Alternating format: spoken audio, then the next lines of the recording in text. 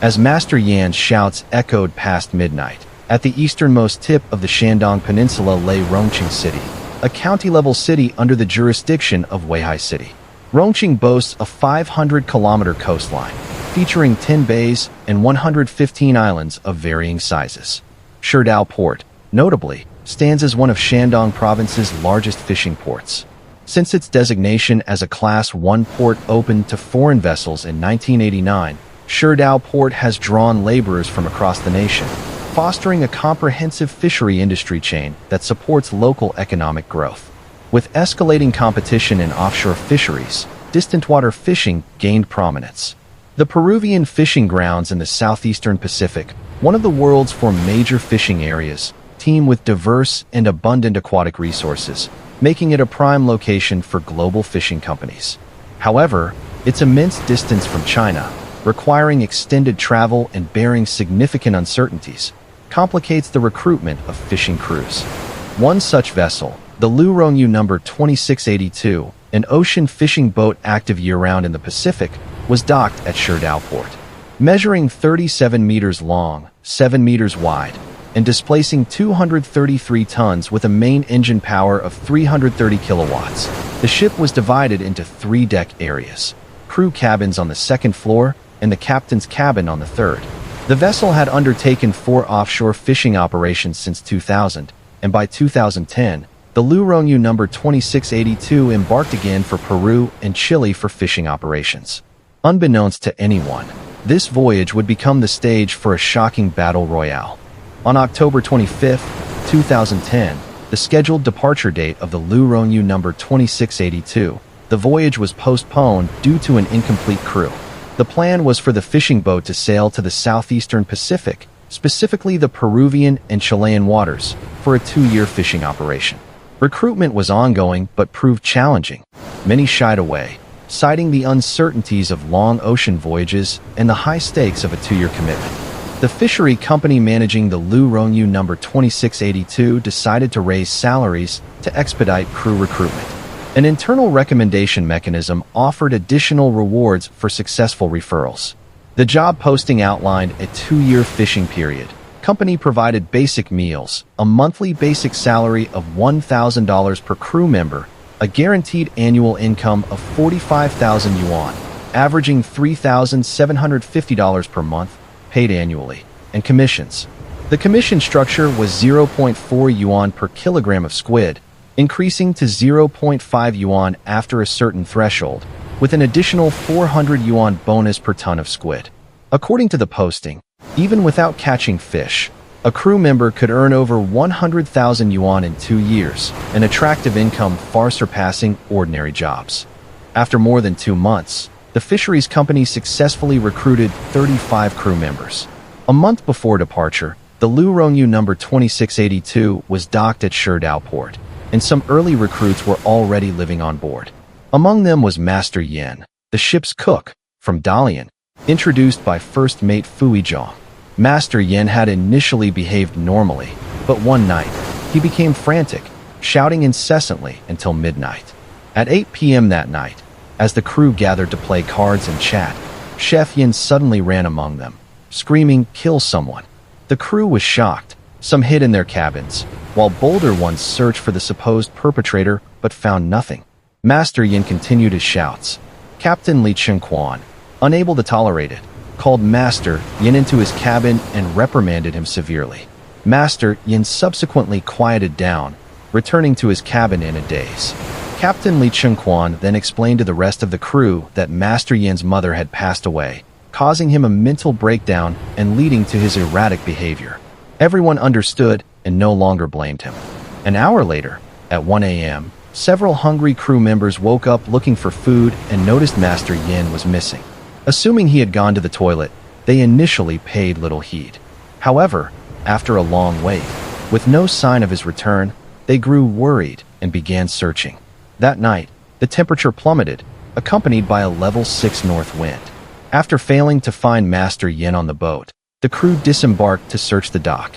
They eventually found Master Yan at the Sherdao Port boundary wharf. He had just jumped into the sea. Fortunately, a fishing boat, the Big Belly, rescued him.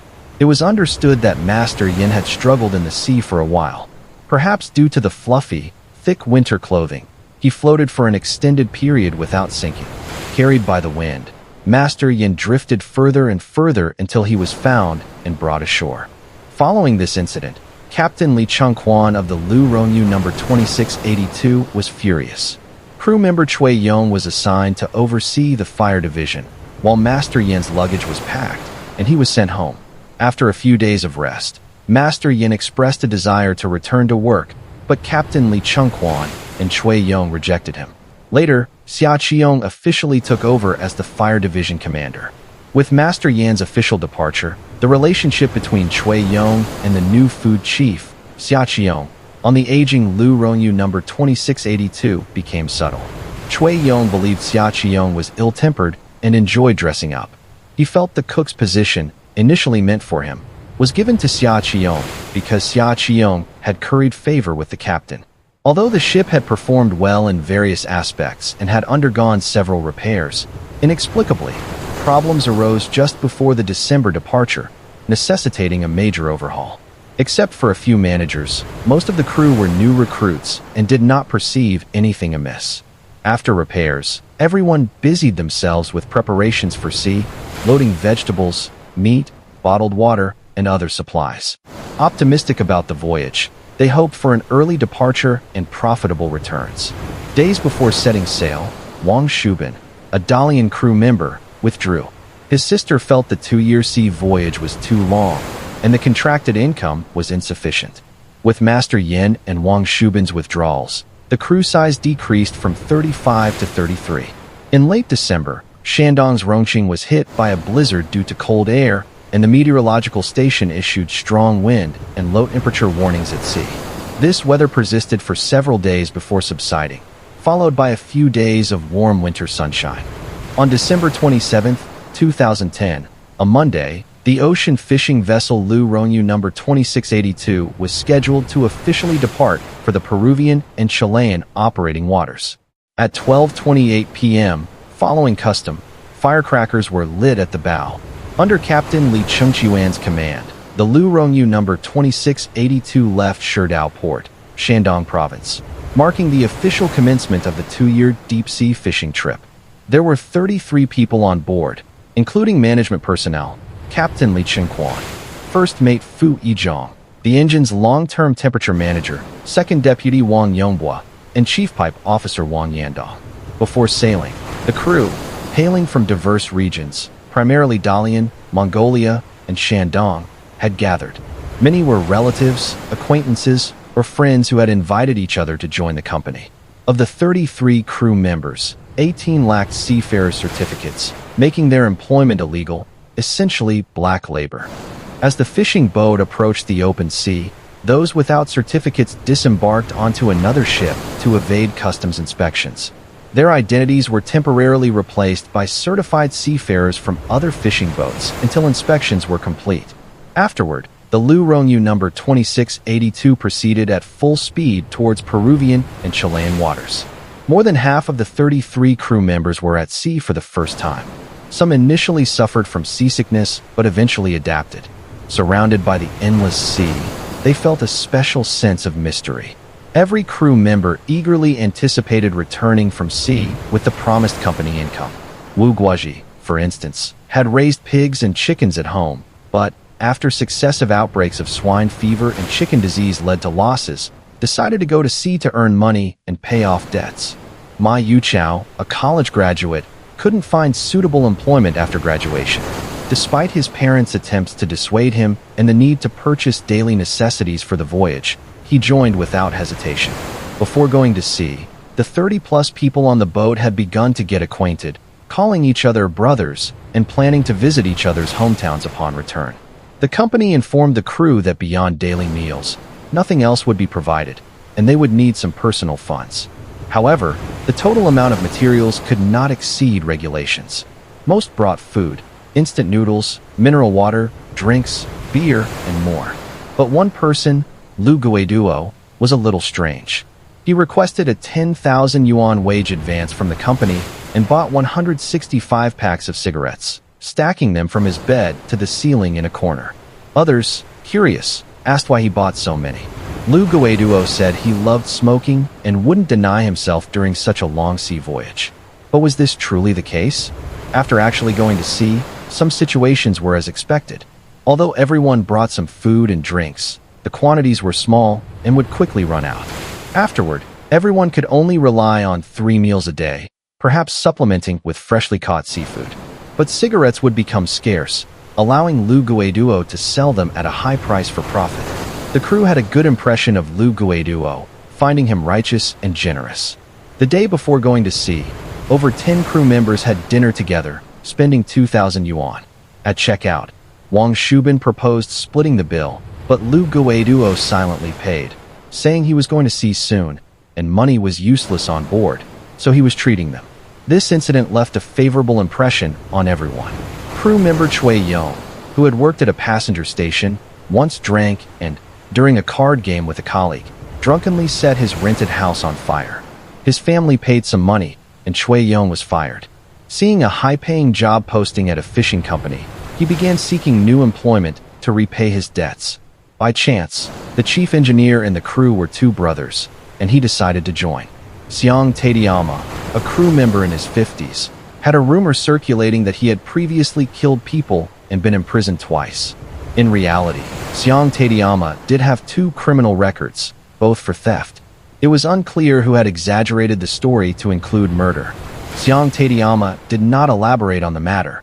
Compared to the rest of the crew, he was older, and revealing his theft history could work against him.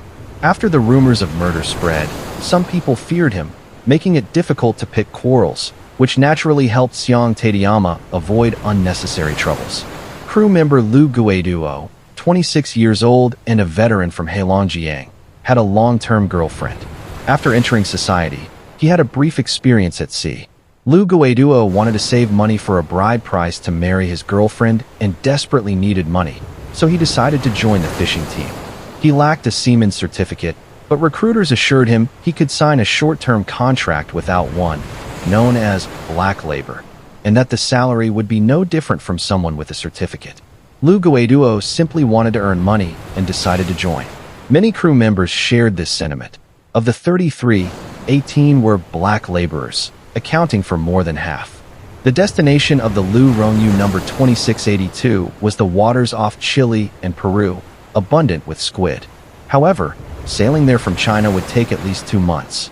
On the high seas, the crew sometimes played cards or chatted to pass the time.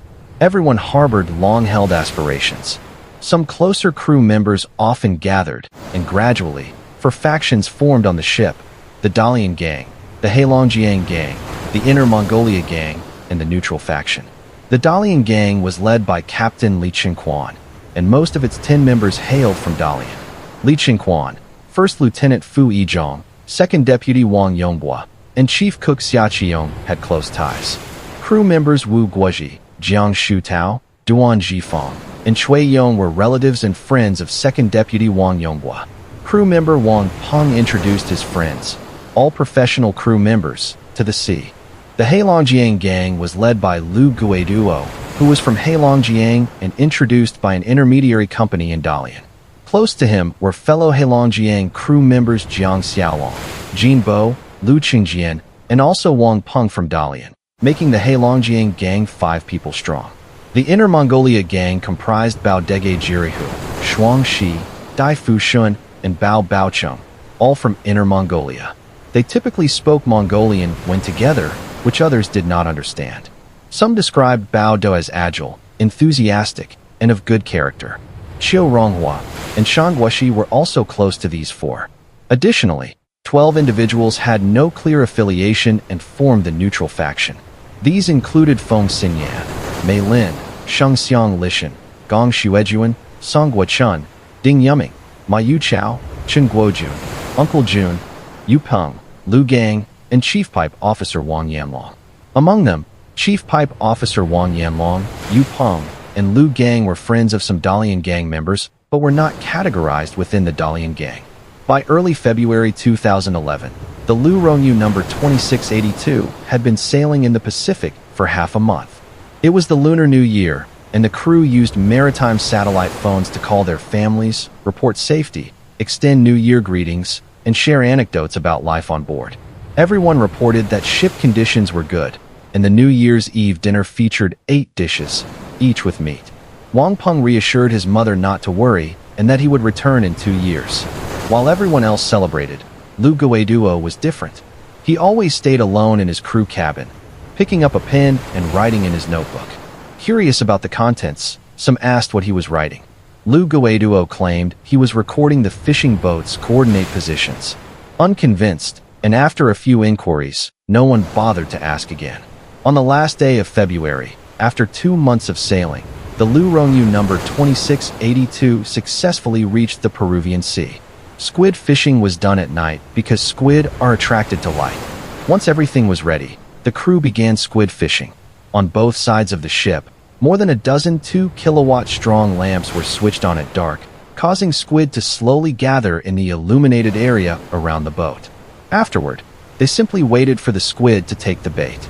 In the first 3 months of operations, some squid reached over 1 meter in length, weighing from a dozen kilograms to hundreds of kilograms. Some squid tentacles were thicker than a child's arm, requiring 2 people to pull them in. This method of hook-and-line squid fishing, though seemingly simple, required specific skills, testing the crew's eyesight, speed, and endurance. Sometimes, in a single night, the catch numbers between different crew members could vary by more than double. Among the crew, Lu Guiduo's performance was particularly outstanding. In the first month, he caught 6 tons of squid, in the second, 7 tons, and in the third, a staggering 13 tons, while others didn't even catch half his amount. Initially, Lu Guiduo often couldn't even manage the hook correctly, and he wasn't the strongest crew member. However, he observed, summarized experience, and through long practice, mastered certain skills, becoming the most outstanding performer. It was evident that Lu Guiduo possessed a unique keenness. He was observant, thoughtful, and analytical. Other crew members began seeking his advice on fishing methods, and he generously shared his experience. Through his methods, individual crew members' catches increased, but Lu Guiduo caught the most because most people worked until almost dawn and ran out of physical strength. Lu Guiduo, however, was willing to endure hardships and had better stamina, naturally leading to more catches. Upon arrival, the crew was energetic, but after a long time, fatigue set in. They performed arduous, repetitive tasks day after day. Since fishing trips occurred at night, everyone's work rest cycle was reversed. During work, the concentrated heat from the dozen 2-kilowatt lamps was enough to scorch people, and working in such bright light caused eyes to water uncontrollably. After fishing until dawn, the crew's work wasn't over. They had to cut the squid into pieces, sort them, and place them in the bilge freezer room. When the freezer was full, special acquisition ships would arrive to buy the squid. Therefore, whenever an acquisition ship came, each crew member had to carry 50 plates of squid, each weighing 15 kilograms, from the bilge. Moving squid was more tiring than fishing. Doing more meant being unable to sleep for 2 days and a night. Failure to do so would affect performance. Some crew members began complaining about the company's practices, but Lu Guiduo never complained. He always worked diligently until the job was done. For him, more work meant more commission. If he couldn't achieve his fishing target one day, he only focused on making money and nothing else. After 3 or 4 months of high-intensity physical labor, the crew's physical fitness was nearing its limit. Among them, crew members Huang Jinbo and Yu Peng fell ill. They lay in their crew cabins, unable to work. There were no doctors on board, and medicines were limited. They could only recover slowly through their own immunity. During this period, the two felt helpless and considered returning home, but their request to the company was flatly rejected. Captain Li Qingquan, seeing that the two could not work for an extended period, contacted the company, and their guaranteed monthly salary of 1,000 yuan was suspended. Huang Jinbo and Yu Peng were dissatisfied. They felt they had worked hard for so long, even falling ill from work fatigue, and the company not only offered no compensation, but also suspended their guaranteed salary. The two confronted Captain Li Qingquan, hoping he would persuade the company not to stop their wages. However, Captain Li Qingquan, a hot-tempered person, not only firmly disagreed, but also reprimanded them. For the rest of the crew, although this had not happened to them, everyone witnessed it. Someone brought up the question of how wages were paid, and everyone suddenly had doubts. Everyone worried that upon the fishing boat's return in 2 years, they might not receive the company's promised annual guaranteed salary of 45,000 yuan. Regarding the crew's salary composition, Captain Li Chengquan explained that, according to the contract, if no fish were caught this time, the company would provide an annual guaranteed salary of 45,000 yuan. However, as long as fish were caught, there would be no guaranteed salary. Instead, it would be calculated based on a monthly basic salary of $1,000 plus commission. Additionally, 1,000 yuan per crew member per month would be transferred to their family members' bank accounts on time, while the commission portion would be settled later. Jiang Xiaolong was frightened upon hearing this. Some quick-witted crew members began calculations. They found that even working as hard as Lu Guiduo every day, catching 26 tons of squid in 3 months, the money in hand was only 10,400 yuan, averaging just over 3,400 yuan a month. This was significantly less than the 3,750 yuan per month earned from the 45,000 yuan annual guaranteed salary. For some crews with smaller catches, they would receive even less money, far below expectations. The crew realized they had been deceived by the company. The situation erupted into anger. Everyone indignantly confronted the captain, but Captain Li Chengquan, taking the lead in provoking trouble, reprimanded them. After that, no one dared to speak out. At this time, the ship was in Peruvian waters, very far from China, making immediate departure unrealistic. The crew returned to their original working state. The management, led by Captain Li Chengquan, comprised 5 tall, fierce-looking individuals, so no crew member dared to cause trouble for a while. Many crew members felt that Captain Li Chengquan was unfair, always favoring those from the Dalian gang. This indirectly intensified conflicts among the crew. It was understood that Chief Cook Xia Qiong had been flattering the captain since boarding the ship, earning him the position of catering chief, which allowed him to receive 200 yuan more than others each month. One night, Xia Qiong and Jiang Xiaolong, from the Dalian and Heilongjiang gangs respectively, drank together. For some reason, they quarreled, and Xia Qiong cursed Jiang Xiaolong. The enraged Jiang Xiaolong grabbed a knife, intending to stab him. Upon learning of this, Captain Li Chengquan beat Jiang Xiaolong and threatened to throw him overboard, forcing him to kneel and apologize. Lu Guiduo, who witnessed this, felt it was outrageous and interceded, and the matter passed. However, Jiang Xiaolong harbored a grudge against Xia Qiong ever since. After the wage incidents and fights, the crew's negative emotions worsened. They still had to perform tiring physical labor daily, and the psychological toll led to reduced productivity. While other fishing boats usually completed squid classification and storage by morning, the crew on the Rong Yu No. 2682 didn't finish until noon. Even facing an angry captain, no one cared. Everyone was accustomed to being scolded. Now, everyone was busy until almost 2 p.m. before finally being able to sleep, only to wake up and work again when it got dark. Lack of sleep led to an inability to fully recover physical strength, trapping them in a vicious cycle. Lu Guiduo, a clever person, had been pondering his situation. He had previously advanced tens of thousands of yuan to the company to buy cigarettes.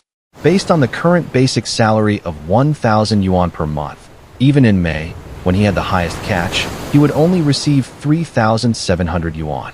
In April, it was only 2,200 yuan. At this rate, Lu Guiduo would not only fail to earn a dime, but might even owe the company money.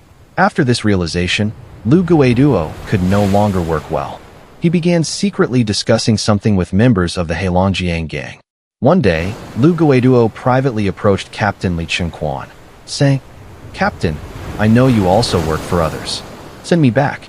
I know lawyers, and I will find a company to settle the claim." However, the captain's reply completely disheartened Lu Guiduo. The captain said, "You can't go back. The output target for going overseas has not been reached. None of you want to go back. There are no instructions, and no fishing boat dares to pick you up because you are black workers. So you have to do it. If you don't do it, you have to do it."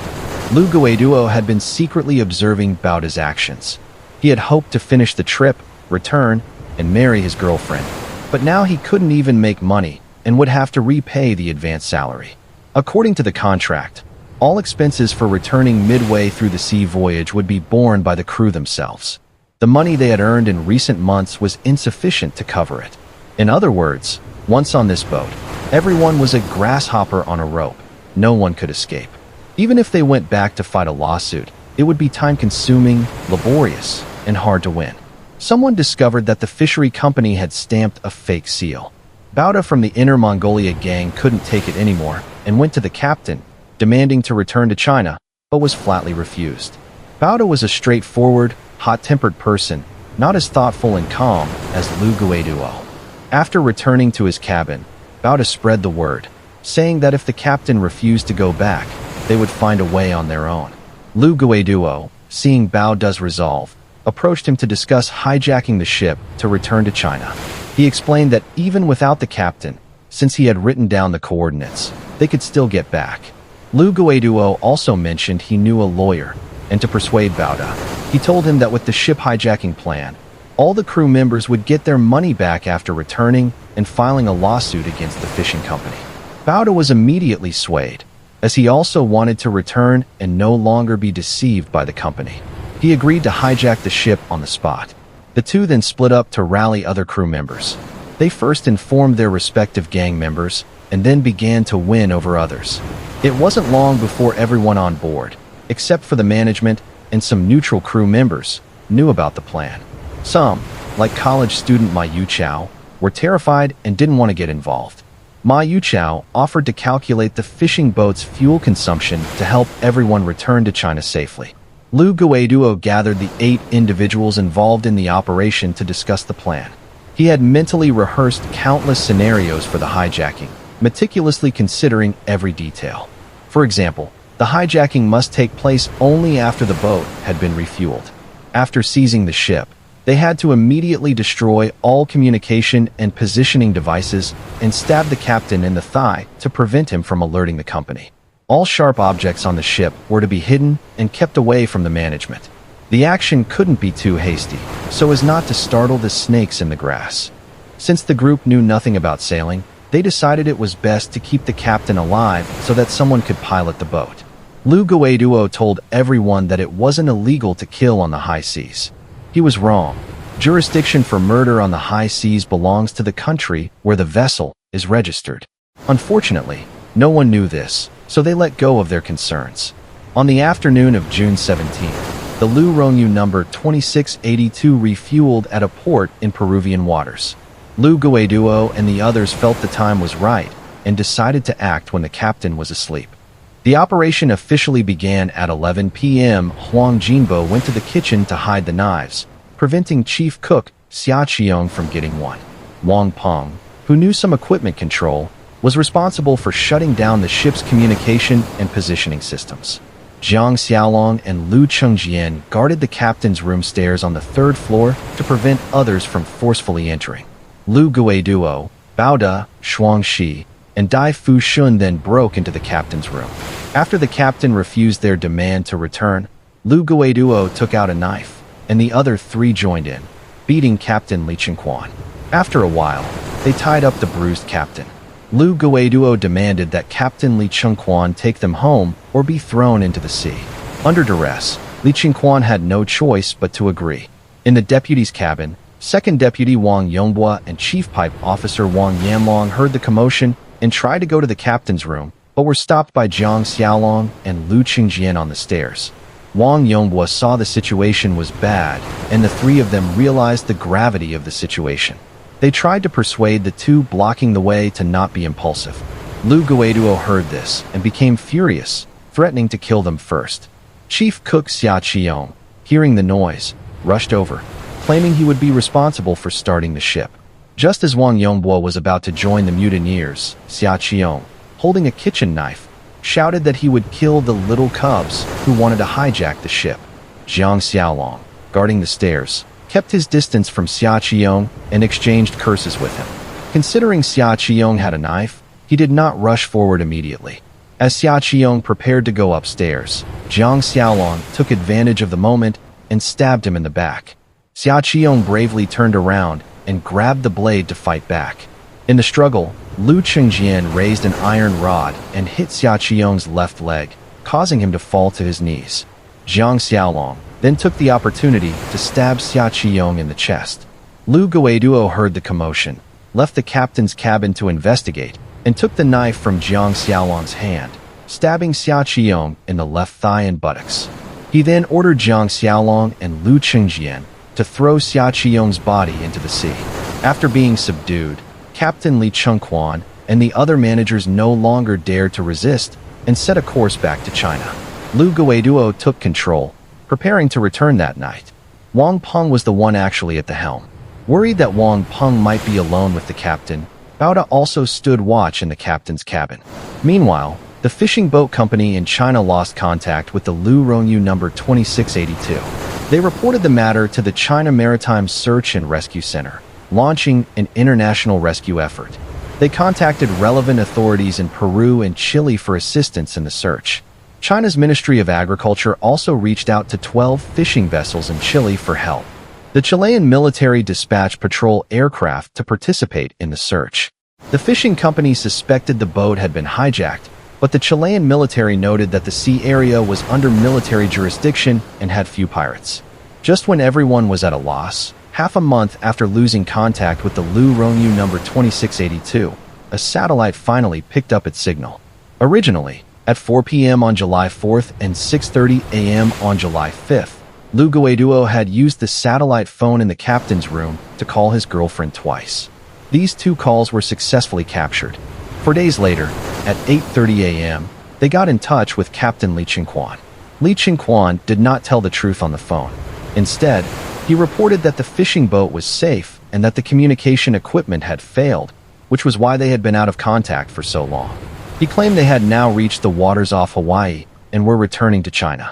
After this, Lu Guiduo cut off the communication equipment and positioning systems again, and the fishing boat once more lost contact with the outside world. Since the successful hijacking, Lu Guiduo had become a different person. He would approach anyone gathered and talking, asking what they were discussing. He was disgusted by people whispering behind his back, and his suspicions grew worse. A tense and terrifying atmosphere filled the ship. Strict control measures were implemented. All the knives were confiscated from Wang Yonghua, Yu Peng, and Lu Gang. The life raft was tied down with steel bars, and all life jackets were confiscated. Crews of 4 were organized to strictly supervise Captain Li Chengquan, First Officer Fu Yizhong, and Second Deputy Wang Yonghua in case they tried anything. Baoda and other members of the Inner Mongolia gang used the ship's grass as raw material and tools like angle grinders to make 9-pointed knives. Lu Guiduo, Zhang Xiaolong, Lu Chengjian, Jin Bo, Wang Peng, Baoda, Shuang Shi, and Dai Fushun each carried a knife. These 9 individuals became the new managers on board. Lu Guiduo and Baoda each took turns on duty. Baoda was on day duty with Zhang Xiaolong and Dai Fushun, while Lu Guiduo, Huang Jinbo, Shuang Shi, and Lu Chengjian were on night shift. They patrolled with knives and sticks to watch over the other crew members. Wang Peng and Ding Yuming's duty was to steer the boat. Lu Guiduo and Baoda were wary of each other, so they divided the Heilongjiang gang and the Inner Mongolia gang to keep each other in check. On July 20th, as the Lu Rongyu No. 2682 sailed in the waters west of Hawaii, Lu Guiduo suddenly noticed that the ship's fuel consumption had increased several times more than usual. Fishing boats have both large and small fuel engines. The large ones consume more fuel, while the small ones are more fuel efficient. Before, Lu Guiduo had been worried about not having enough fuel to return to China and had told the chief engineer, Wen Do, to use the small engine. But Wen Do claimed the small engine was faulty and unusable. Combining this with the increased fuel consumption, Lu Guiduo became suspicious. He suspected that Wen Do had deliberately sabotaged the equipment to prevent their return. He found that Wen Do, Captain Li Chengquan, First Mate Fu Yizhong, Shang Guoshi, and others were gathered, whispering, seemingly plotting something. An informant told Lu Guiduo that the 5 were conspiring to kill him and wanted the informant to participate. Upon hearing this, Lu Guiduo felt it was necessary to strike first. There were 8 management personnel in total. 2 were already under their control, and 1 was dead, leaving 5. Without help, killing 5 people would be difficult. Lu Guiduo went to Bao Da for help. Bao Da agreed with Lu Guiduo's suggestion after understanding the situation. Their plan was to first kill Wen Do, Wang Yongbua, Yu Peng, Lu Gang, and Jiang Shutao. The reason was that Lu Guiduo believed these people were very close to Wen Do and were a threat. Bao Da then won over the neutral crew members Feng Xinyan and Mei Lin, who were close to Yu Peng and Wang Yongbua, but not to Wen Do. That night, the killing began. Lu Guiduo used a tweeter to play music as a diversion. He took the lead, positioning Wang Peng and Mei Lin with knives in the cabin. Then, Huang Jinbo used a broken stomping instrument as an excuse to lure Wen Do out of his 4-person crew cabin into the cab. As Wen Do was about to walk to the cab, Bao Da suddenly appeared and stabbed him from behind with immense force. The sharp knife went through his body, but Wen Do rushed to the stairs and, using the handrail, staggered downstairs. Jinbo and Jiang Xiaolong intercepted him and stabbed him.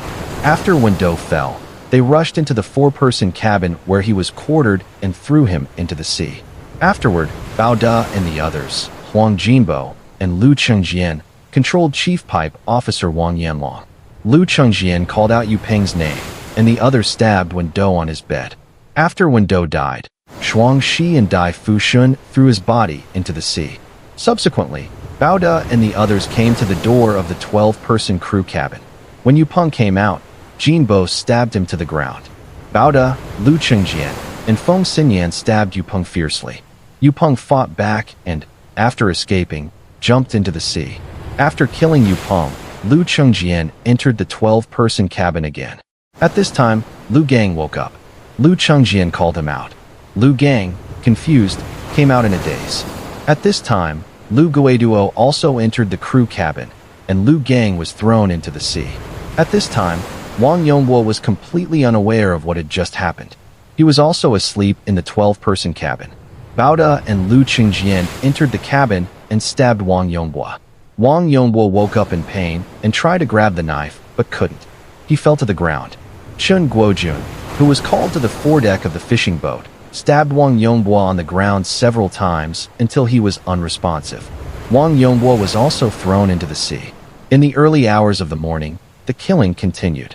Lu Guiduo, Jinbo, Shuang Shi, and Dai Fushun stabbed Jiang Shutao in the right sage corridor and threw the wounded man into the sea. During this time, they suddenly thought that they should first rob money and then kill people. So Lu Guiduo and Jinbo found Mei Lin and asked him for his bank card. Chun Guojun, who refused to hand over his card, was pushed into the sea by Lu Guiduo. After dawn, Lu Guiduo and the others discovered that Ma Yuchao's bed was empty. They searched the boat 3 times, but couldn't find him. However, all the life jackets were still on the ship, and Ma Yuchao's belongings were in his cabin. According to Duan Jifeng, who was in the same cabin, Ma Yuchao was so frightened by what happened the previous night that he had a mental breakdown and didn't dare to stay in the cabin. After learning this, Lu Guiduo and the others concluded that Ma Yuchao, unable to bear the psychological pressure, had likely jumped into the sea on his own. Mei Linxing and Wang Peng were each given a sharp knife. In addition to Chief Cook Xia Xiong, who had been killed earlier, they were told to ask Bo Fujian for a bank card. The reason Lu Guiduo approached them was that they hadn't yet killed anyone. He wanted them to have blood on their hands. Mei Linxing and Wang Peng, at Lu Guiduo's request, did not dare to disobey. The two called Bo Fujian to the aft deck, and, after he refused to hand over his bank card, stabbed him. They let him bleed to death. After killing Uncle Jun, Lu Guiduo was captured on the afternoon of the same day. He also instructed Feng Xinyan, Mei Linxing, and Wang Peng to call Wu Guozhi to the aft deck. Wu Guozhi, who was deeply in debt, could not produce any money. He was then forced to jump into the sea. Lu Guiduo and the others went into a killing frenzy. This rampage lasted from late on July 20th to the afternoon of the next day, resulting in 9 deaths and 1 missing person. In total, 11 people disappeared from the ship. There were now 22 people left on board. In the Dalian gang, only Captain Li Chengquan remained. Chui Yong, out of fear, went to Jiang Xiaolong and expressed his desire to join Lu Guiduo's Heilongjiang gang. Jiang Xiaolong, who now had a murder to his name, agreed. 2 days later, on the deck, Lu Guiduo told Chui Yong that he didn't want him to join. Lu Guiduo didn't believe it was illegal to kill on the high seas and thought he couldn't turn back, but Chui Yong was different and was innocent.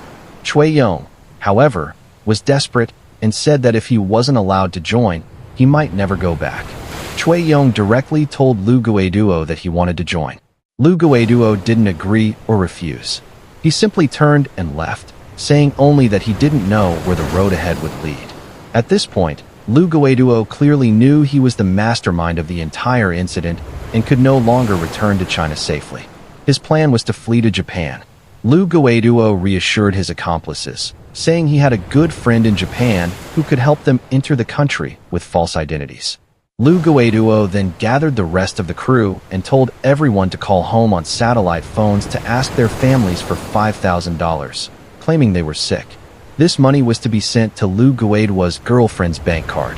Lu Guiduo planned to take only 2 or 3 of his Heilongjiang fellows, and this money would be the cost of helping everyone escape to Japan.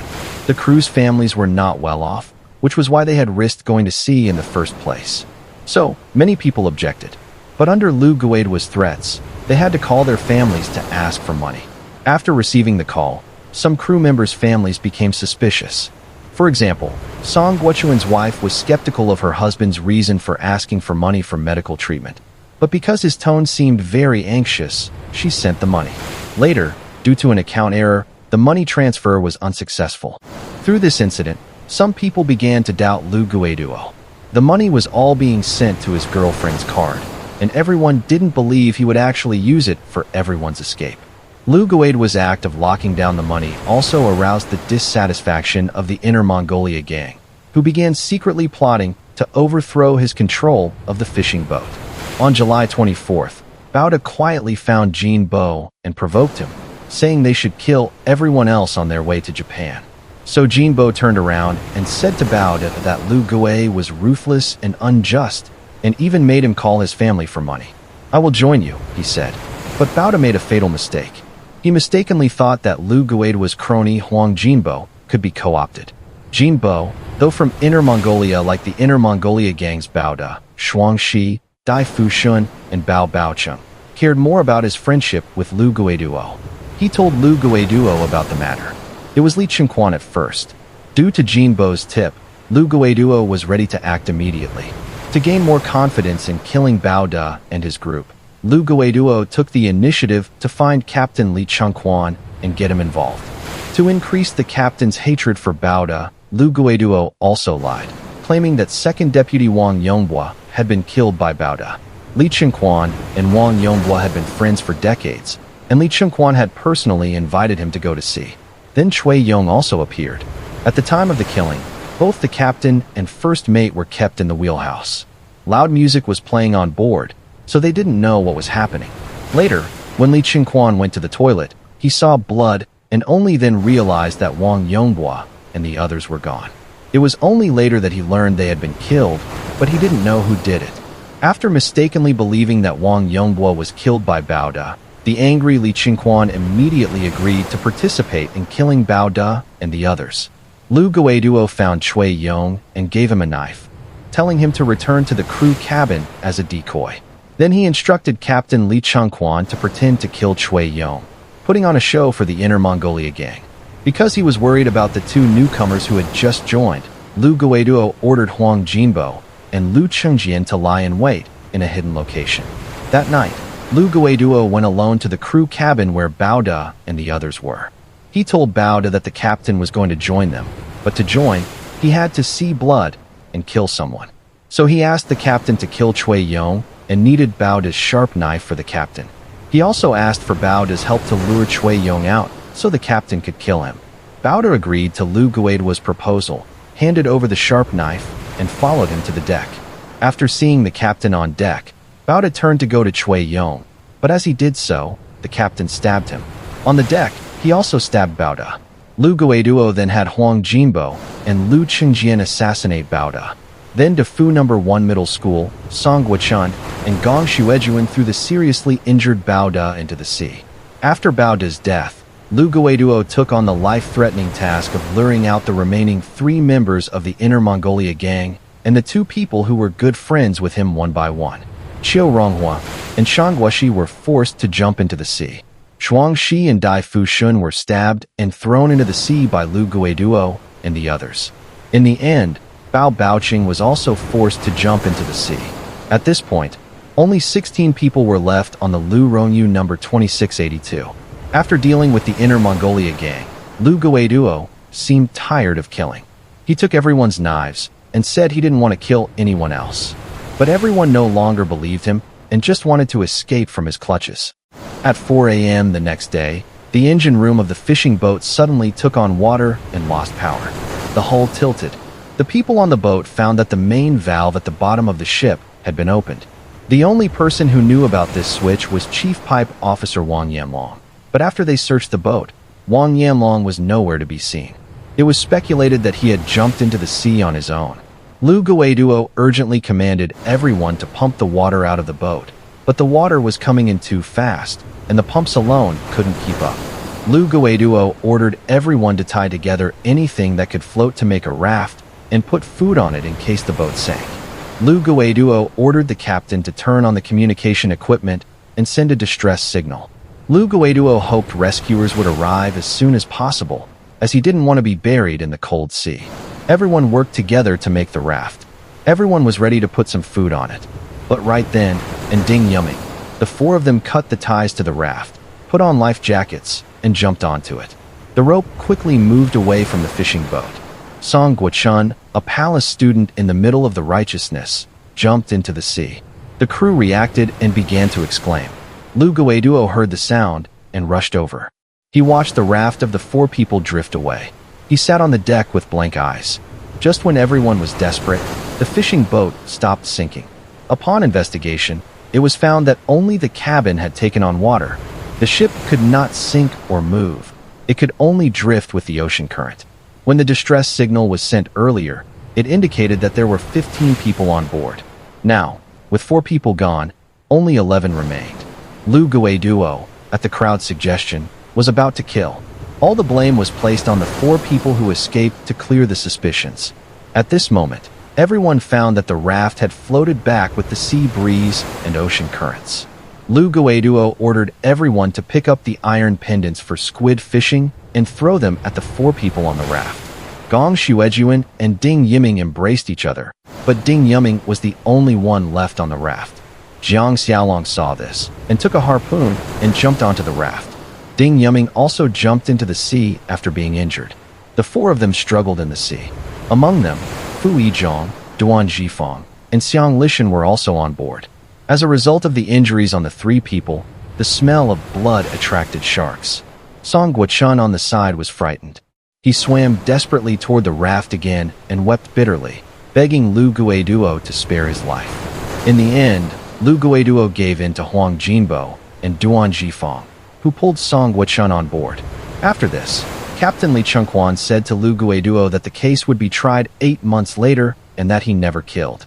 The two then, at Lu Guiduo's request, forcibly took off Song Guochun's life jacket, tied him up, and threw him into the sea. After this round of massacre, the number of people on board was reduced from 33 at the time of departure to 11. Unable to sail due to engine failure, they could only wait for rescue. How to fabricate lies to clear their crimes became the next problem for Lu Guiduo and the others.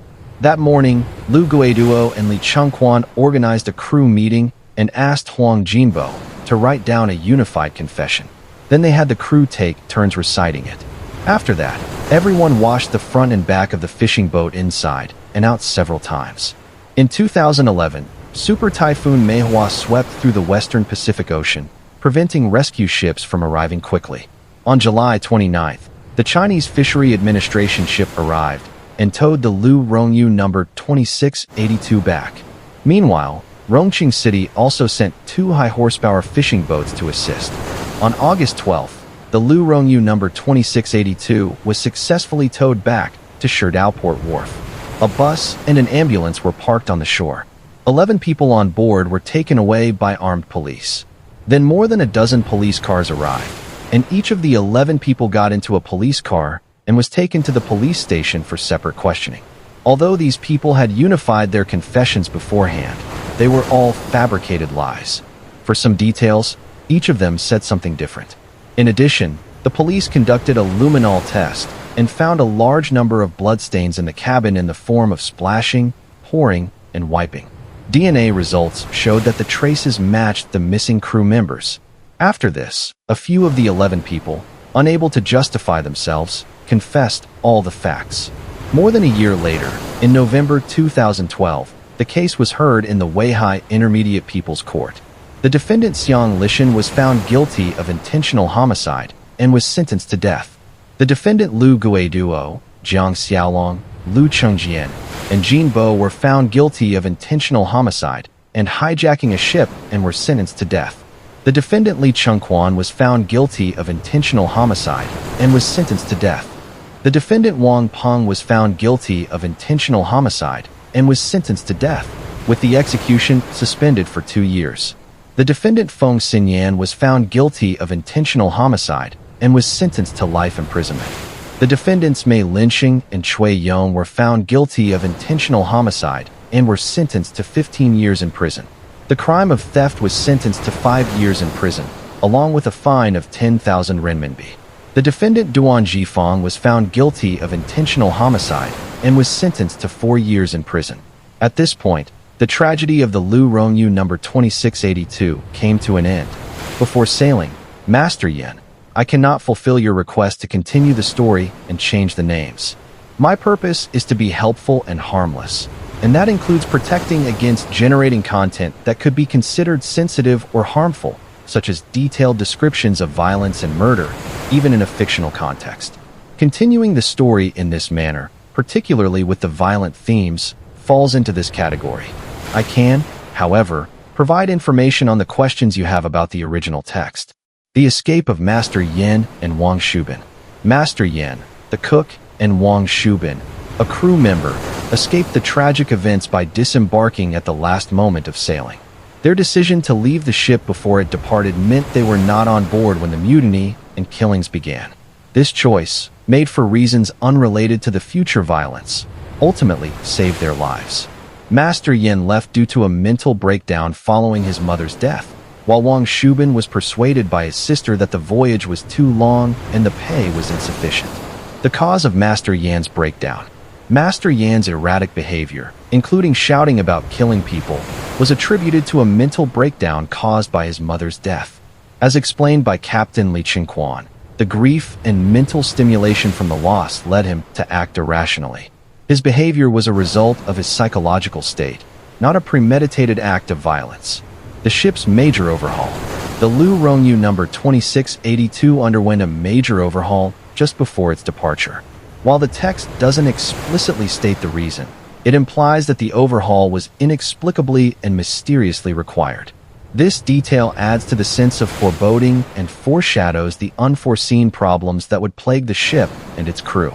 The fact that the ship was seemingly fine, then suddenly needed extensive repairs, suggests that something was amiss from the start. This unexpected event contributed to the sense of mystery surrounding the voyage.